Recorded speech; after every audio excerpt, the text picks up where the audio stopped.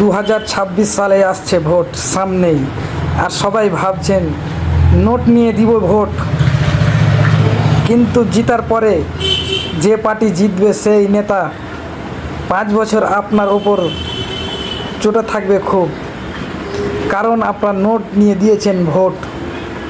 এটা ঠিক নয় দাদা।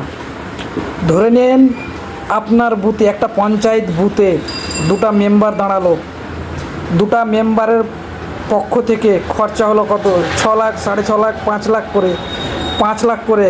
ওইখানে শ্রমিক খাতে যদি দেখা যায়, ওইখানে 700, 800, 900 লোক আছে। 6 লাখ 6 লাখ করে যদি হয় 12 লাখ টাকা, 12 লাখ টাকা নেতারা কি করে করবে কাজ আপনাদের? যখন 6 লাখ টাকা চলেই গেল আপনাদের পিছনে, তো সে তো আর 5 বছরের মধ্যে 6 লাখ টাকা উঠানোর চেষ্টা করবেই, দুর্নীতি তো করবেই। সেটা তো আপনারা আগেই করে নিয়েছেন দুর্নীতি। নোট নিয়ে যে দিয়েছেন ভোট, সেইটা ফল নেতাদের নয়, আপনাদের, জনগণের।